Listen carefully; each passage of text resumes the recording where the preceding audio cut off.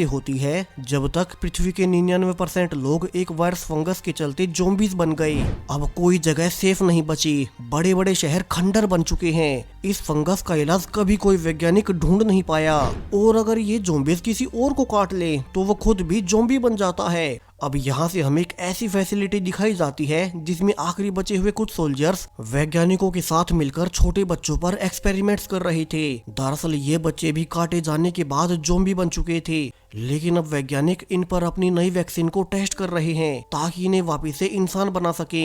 इन्हीं बच्चों में एक मेलेनी भी थी जो कि बाकी बच्चों से ज्यादा इंटेलिजेंट है। हर रोज इन सभी बच्चों को एक चेयर से बांधकर क्लास में लाया जाता ताकि यहाँ पर टीचर उनके IQ लेवल्स चेक कर सके। इसके अलावा सभी के सिर भी बांधे गए होते हैं ताकि वे किसी के हाथ पर काट ना ले। अब इन सभी बच्चों को एक ही टीचर हेलेना पढ़ाती है और वो बाकी सोल्जर से काफी ज्यादा सॉफ्ट थी, इसलिए ही सभी बच्चे उसे ज्यादा पसंद करते हैं। अब क्लास के खत्म होने के बाद उन्हें वापस से उनके रूम में जाकर फ्री कर दिया जाता।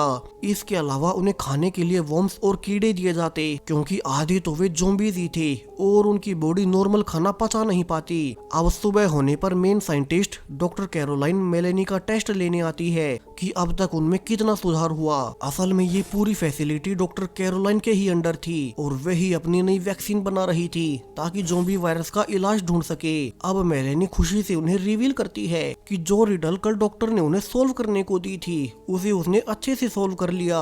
अब ये जानकर डॉक्टर उसे इस बार एक लॉजिकल रिडल देती है जिसे कि एक आम इंसान आसानी से सोल्व कर पाए, लेकिन इसमें लॉजिक लगता है। अब मेलेनी चाहकर भी इसका जवाब नहीं दे पाती। डॉक्टर नोट कर लेती है कि बच्चों का दिमाग अभी भी ज़ॉम्बी वाला ही है, वे तो बस ह्यूमंस की मिमिक्री ही कर सकते हैं, खुद से कुछ भी लॉजिकल नहीं सोच सकते। अब वो मेलेनी से एक नंबर रैंडमली चुनने को कहती है और मेलेनी ने 13 नंबर चुना। अब कुछ देर बाद हमेशा की तरह सबको फिर से क्लास के लिए ले जाया जाने लगता है। इसी बीच मेलेनी नोटिस भी करती है कि जो 13 नंबर उसने चूज किया था आज उस कमरे का गेट ही नहीं खुला। वहीं क्लास में आने के बाद भी 13 नंबर वाले बच्चे की सीट खाली ही पड़ी थी और मेलेनी समझ जाती है कि उसके साथ कुछ तो गलत हुआ है। खैर अब टीचर हेलेना आकर क्लास को आगे बढ़ाती है और आज वो बच्चों को स्टोरी राइट करने को कहती है, वो स्टोरी जो बच्चे अपने आप से लिख पाए। अब इस टास्क में बाकी सब बच्चे तो फेल ही रहे मगर सिर्फ अकेली मेलेनी ही थी जिसने खुद से थोड़ी बहुत स्टोरी लिखी। हेलेना मेलेनी को कहती है कि वो अपनी स्टोरी पढ़कर पूरी क्लास को सुनाए और मेलेनी बताना शुरू करती है कि वो इस कहानी में मेन हीरो है जो कि आगे जाकर पूरी दुनिया को बचाएगी। अब हेलेना इससे बहुत इमोशनल हो जाती है क्योंकि पहली बार किसी ज़ॉम्बी बच्चे ने इतनी प्रोग्रेस की थी। वो मेलेनी के पास जाकर उसे पुचकारने आगे बढ़ती है कि तभी पीछे से मेन जनरल एडी आकर उसे पहले ही रोक लेता है। वो गुस्से में चिल्लाए जा रहा था कि टीचर हेलेना को बच्चों के मुंह के करीब भी नहीं जाना है, ये उनकी फैसिलिटी का सबसे मेन रूल था। और जब हेलेना इसका विरोध भी करती है कि ये भी आम इंसान ही है तो जनरल एडी उसे एग्जाम्पल दिखाने के लिए खुद अपने हाथ को एक बच्चे के करीब ले जाता है और जैसा कि होना ही था वो बच्चा पागलों की तरह उसे काटने के लिए तड़पने लगा। सिर्फ वो ही क्या, क्लास के सारे बच्चे ऐसा ही करने लगे क्योंकि अब तक उनकी दवाइयां सिर्फ इन ज़ॉम्बीज की इच्छाओं को नब डाउन कर रही थी, उन्हें पूरी तरह से क्योर नहीं कर रही।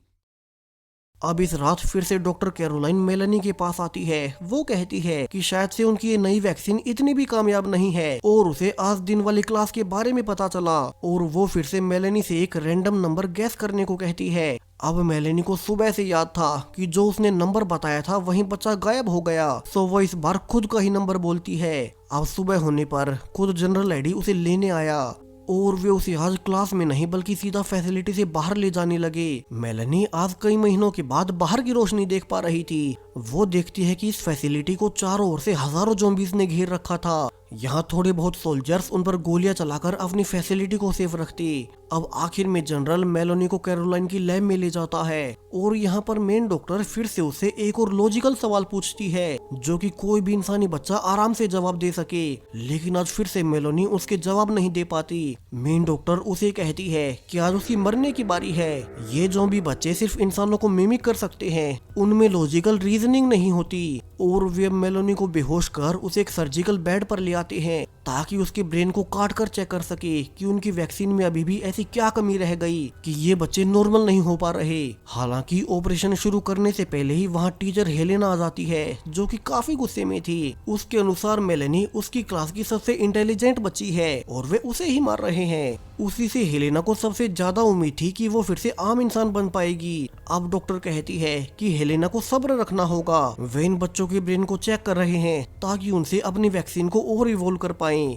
अब डॉक्टर हेलेना को बातों में उलझाकर उसे सोल्जर्स द्वारा पकड़वा देती है ताकि वो उनके ऑपरेशन के बीच न आए। और फाइनली इतना टाइम खराब होने के बाद जब डॉक्टर दोबारा ऑपरेशन करने आती है तो अब तक पूरी फैमिली में डेंजर अलार्म बजना शुरू हो चुके थे। डॉक्टर जल्दी से अपनी साथी को लैब को सील करने को कहती है, क्योंकि अलार्म का मतलब था कि बाहर वाले ज़ॉम्बीज फैसिलिटी के अंदर घुस आए। और जब तक वे फैसिलिटी को सील कर पाते अब तक ज़ॉम्बीज लैब तक आकर डॉक्टर की असिस्टेंट को ही काट लेते हैं। डॉक्टर किसी तरह से शीशे से मार अपनी कोवर्कर को छुड़ाती है, लेकिन उन ज़ॉम्बीज के काटे जाने से वो खुद भी ज़ॉम्बी बन गई। सो उसे छोड़कर डॉक्टर अकेले ही पीछे की रास्ते से बाहर निकल जाती है। वही मेलेनी अब तक बेड पर ही बंधी हुई थी। हालांकि वो ज़ॉम्बी मेलेनी पर अटैक नहीं करती, क्योंकि मेलेनी आधी तो खुद ज़ॉम्बी ही थी। मेलेनी अब किसी तरह से पास से ब्लेड उठाकर खुद की रस्सियां काटती है और बाहर आकर देखती है।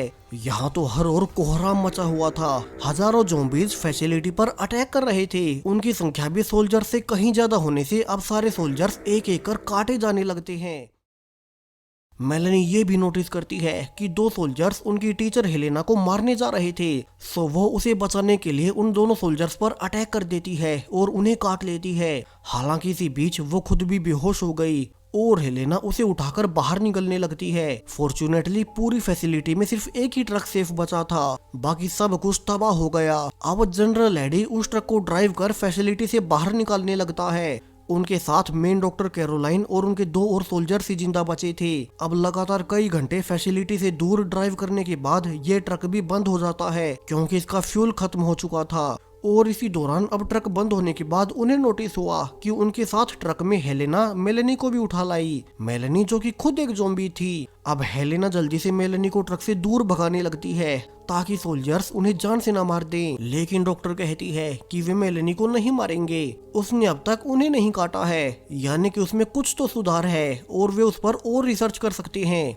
अब ये जानकर हेलेना खुद जाकर मेलेनी को वापस ले आती है, वरना तो वो छोटी बच्ची इस वीराने में अकेली कहाँ ही भटकेगी। वहीं वे आसपास की बाकी मिलिट्री बेसिस पर भी कांटेक्ट करने की कोशिश कर रहे थे ताकि वे वहां जाकर छुप सके, मगर उन्हें कहीं से कोई रिप्लाई नहीं मिलता। यानी कि उन्हीं की तरह बाकी बेसिस पर भी ज़ॉम्बीज अटैक हुए होंगे और वे भी अपने बेस को नहीं बचा पाए। वे यहाँ पर ये भी नोटिस करते हैं कि इस ट्रक में थोड़ा बहुत खाना और पानी ही बचा था। इसके अलावा उन्हें कुछ बोतल्स फ्यूल के भी मिल गई।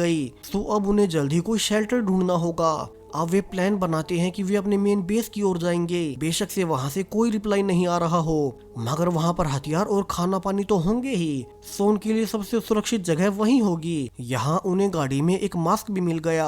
सो एडी उसे मेलेनी को पहनाकर ऊपर गाड़ी पर बैठाकर आगे बढ़ने लगता है। उन्हें अभी तक डर था कि कहीं मेलेनी उन्हीं पर अटैक ना कर दे, लेकिन अब जब वे रास्ते में एक नदी के पास रुककर पानी स्टोर कर रहे थे कि आसपास के सारे ज़ॉम्बीज उनकी आवाजों को सुनकर उन पर अटैक करने आते हैं। हालांकि सोल्जर्स के पास गन थी और वे उन पर अटैक भी करते हैं, मगर इसी बीच एक सोल्जर काटा ही गया। अब बाकी सब ज़ॉम्बीज को मारने के बाद जब उनका सोल्जर भी ज़ॉम्बी में बदल गया तो जनरल खुद उसे भी गोली मार देता है। और यहाँ से सभी अब ट्रक के अंदर आकर फैसला करने लगते हैं कि वे आगे क्या करें। उनकी मुसीबत इसलिए भी बढ़ गई क्योंकि शूटआउट के दौरान एक गोली उनके इंजन पर लग गई और अब तो ये ट्रक भी चालू नहीं हो पाएगा। यानी कि उन्हें ज़ॉम्बी से भरे जंगलों और शहरों को पैदल ही पार करके अपनी मंजिल तक पहुंचना होगा।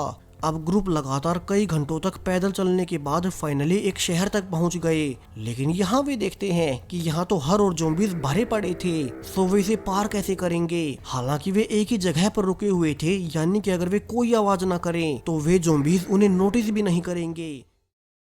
अब जनरल एडी सभी को ब्रीफ करता है कि उन्हें ज़ॉम्बीज के बीच से होते हुए शहरों को पार करना होगा। और उनके पास कोई रास्ता नहीं है, सो वे किसी भी प्रकार की कोई आवाज न करें। इसके अलावा उन्हें शहर के बीच स्टोर से खाना और पानी भी मिल जाएगा। सो सभी मेंबर्स अब बिना किसी आवाज के ज़ॉम्बीज़ के बीच से ही होते हुए आगे बढ़ने लगते हैं। उनसे अगर छोटी सी भी आवाज हुई तो वे सभी ज़ॉम्बीज़ उन पर टूट पड़ेंगे। लेकिन जैसे जैसे वे आगे बढ़ते जा रहे थे तो आगे का रास्ता ही ज़ॉम्बीज़ से जाम हो रखा था, और इसी बीच डॉक्टर की गलती से कुछ ज़ॉम्बीज़ उन्हें नोटिस कर लेते हैं।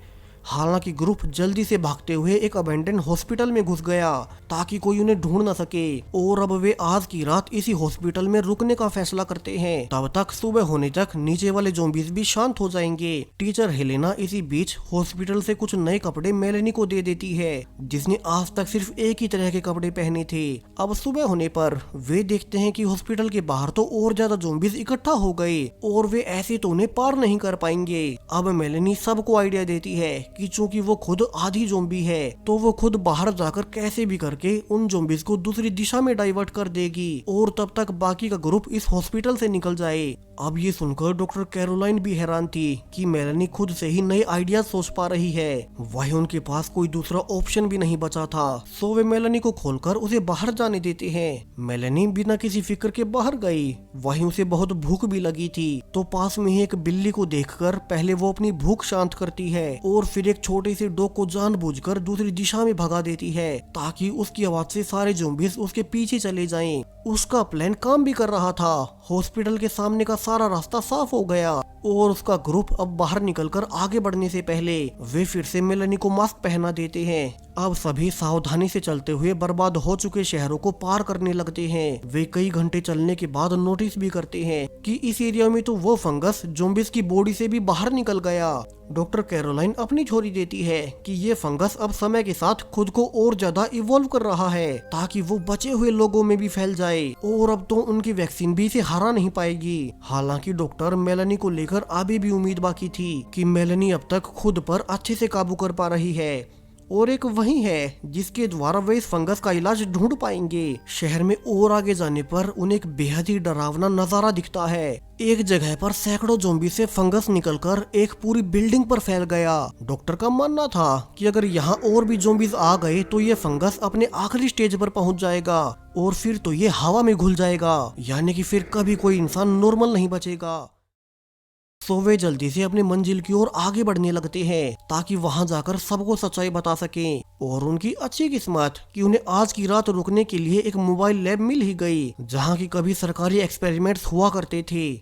अब बाकी लोग उसमें खाना पानी ढूंढने लगते हैं, तो वहीं जनरल आगे जाकर उस ट्रक को स्टार्ट करने की कोशिश कर रहा था, लेकिन यहाँ तो सब कुछ बंद ही था, ना ही रेडियो काम कर रहा था। इसके अलावा अब तो उनके पास खाना भी नहीं है। सो वे अपने एक सोल्जर को पास के स्टोर से खाना लेने भेजते हैं, जबकि अंदर मेलेनी काफी अजीब महसूस कर रही थी, मानो वो खुद पूरी तरह से ज़ॉम्बी में बदल रही हो। वो बाकी लोगों को बता देती है कि उसने काफी समय से कुछ नहीं खाया, और ये जानकर बाकी सब जल्दी से उसे बाहर भेज देते हैं ताकि वो कुछ शिकार करके अपने लिए खा सके। यहाँ मेलेनी अब एक डॉग को देख अपनी भूख मिटा लेती है, लेकिन जब वो वापस जाने ही वाली थी कि उसे पास से ही और बच्चों की आवाजें सुनाई देती है। वो छुप कर देखती है कि यहाँ तो एक बुक स्टोर में उसी जैसे और भी बहुत सारे बच्चे खेल रहे थे। वे सब मेलेनी की ही तरह आधे ज़ॉम्बीज़ थे और उन्होंने एक साथ मिलकर अपनी एक कम्युनिटी बना ली। इसके अलावा मेलेनी ये भी नोटिस करती है कि इन बच्चों को पता चल गया कि कुछ आम इंसान उनके पास में ही छिपे हुए हैं, तो वे उन्हीं को खाने के लिए पूरे ग्रुप के साथ निकल पड़े।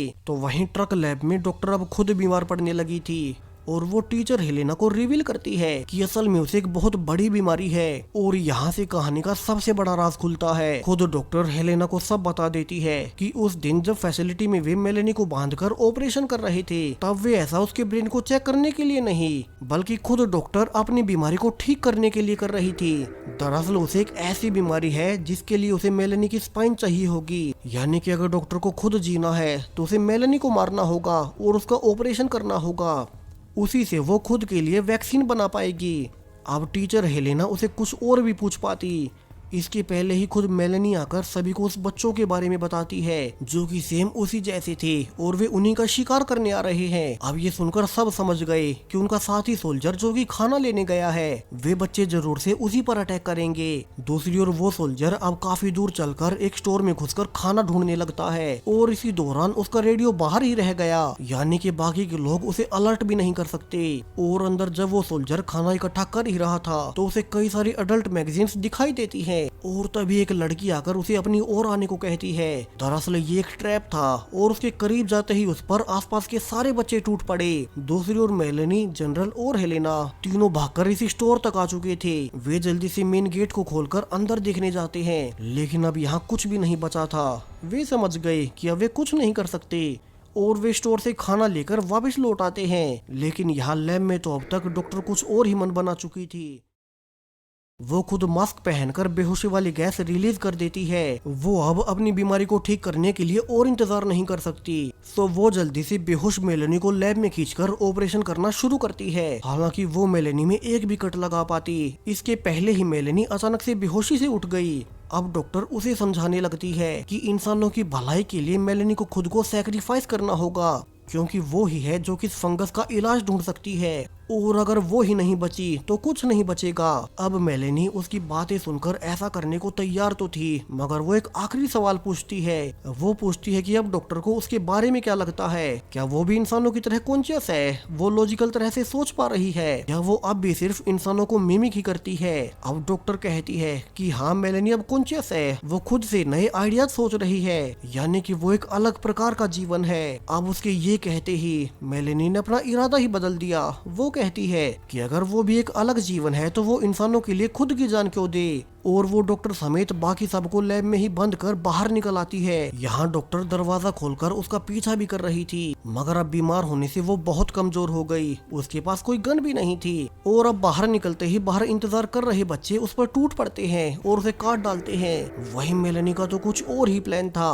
वो उसी फंगस बिल्डिंग के पास जाती है जो कि उन्होंने पहले आते हुए देखी थी। यहाँ पर सैकड़ों ज़ॉम्बीज़ से पेड़ निकल चुके थे। सो अब मेलेनी जानबूझकर उसमें आग लगा देती है, यानी कि अब ये फंगस राख के जरिए हर और तेजी से फैल जाएगा। मेलेनी ने ज़ॉम्बीज़ फंगस के फैलने की स्पीड और ज्यादा तेज कर दी ताकि अब कोई इंसान ना बचे। दूर से आता हुआ जनरल भी ये देख लेता है। वहीं अब तक वो भी राख से इन्फेक्टेड हो चुका था, लेकिन वो मेलेनी से कहता है कि वो खुद ज़ॉम्बी नहीं बनना चाहता, वो जानवर की तरह नहीं जीना चाहता। सो मेलेनी उसे आजादी दे दे।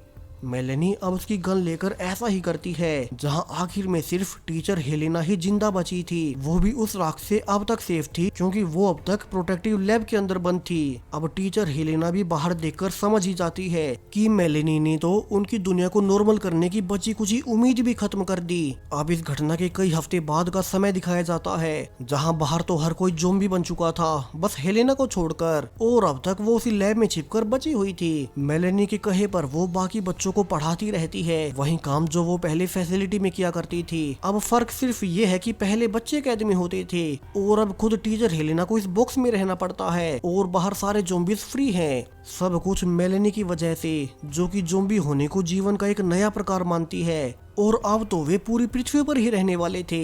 इसी डार्क एंडिंग के साथ ये मूवी यहीं पर खत्म हो गई।